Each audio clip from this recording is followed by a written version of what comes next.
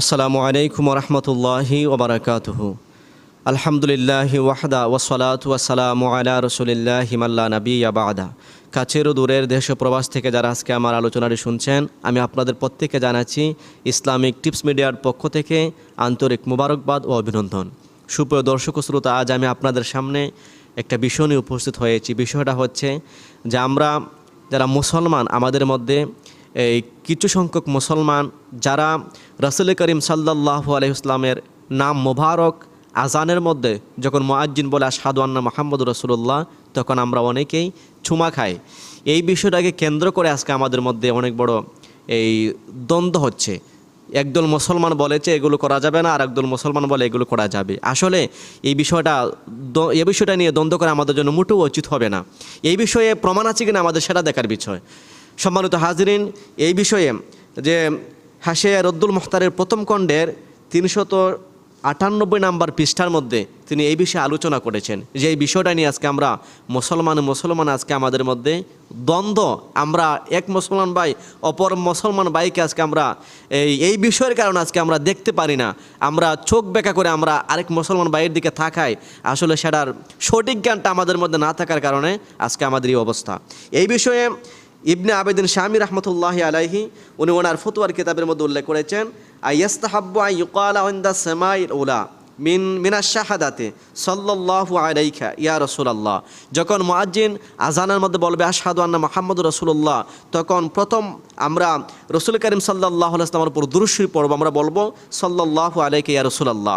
তারপরে তিনি লেখেন ওয়া ইনদা সানিয়া, যখন দ্বিতীয়বার আমরা শুনবো মুয়াজ্জিন বলেছে আশহাদু আন্না মুহাম্মাদুর রাসূলুল্লাহ, তখন আমরা পড়ব কুররাতু আইনি বিকা ইয়া রাসূলুল্লাহ সুম্মা ইয়াকুলু আল্লাহুম্মা মাত্তি'নি বিস-সাম'i ওয়াল বাসারি। সেটা হচ্ছে একটা দোয়া। আমরা দ্বিতীয়বার আমরা এই দোয়াটা পড়ব। তারপরে তিনি বলেন বাদা ওয়াদিউজ জাফরাইল ইবহামাইনি আলাল আইনাইনি, আমরা দুইটা বৃদ্ধ আঙ্গুলের মধ্যে আমরা মুখ লাগাই, আমরা দুই চোখের মধ্যে আমরা লাগাবো। ফাইন্নাহু আলাইহি সালাতু ওয়াস সালাম ইয়াকুনু কাইদান লাহু ইলাল জান্নাহ। রাসূল করিম সাল্লাল্লাহু আলাইহি ওয়াসাল্লাম বলেছেন, যারা এই আমলটা করবে আমি রাসূলের সাথে তারা জান্নাতের মধ্যে থাকবে। সুবহানাল্লাহ। এই ফতোয়া স্বামীর মধ্যে এই বিষয়ে আলোচনা করেছেন।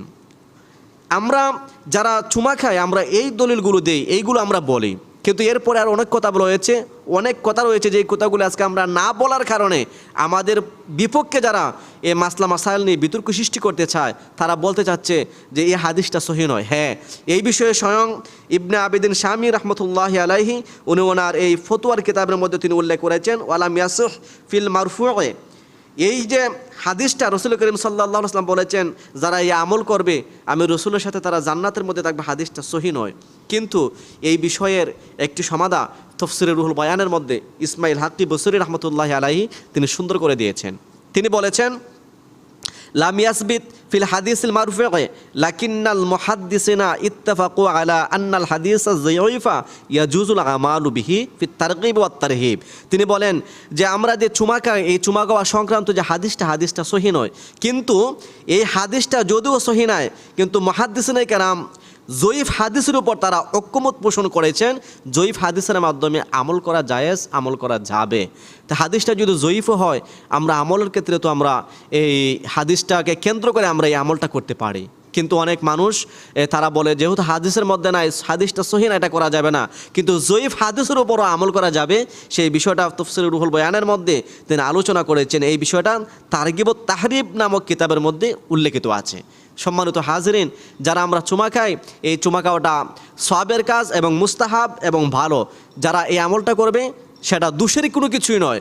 আর যারা আমলটা করে না, আমরাও তাদেরকে কোনো ফতোয়া দেওয়ার অধিকার আমাদের নাই। আমরা বলতে পারি ভাই এই আমলটা ভালো, আপনি করুন, কিন্তু যারা এই আমলটা করে না আমরা তাদেরকে কোনো ফতোয়া দিতে পারি না। আর যারা এই আমলটা করে তাদেরও কোনো অধিকার নাই যে যারা আমলটা করে তাদেরকে ফতোয়া দেওয়ার, কেননা তাদের পেছনে দলিল রয়েছে।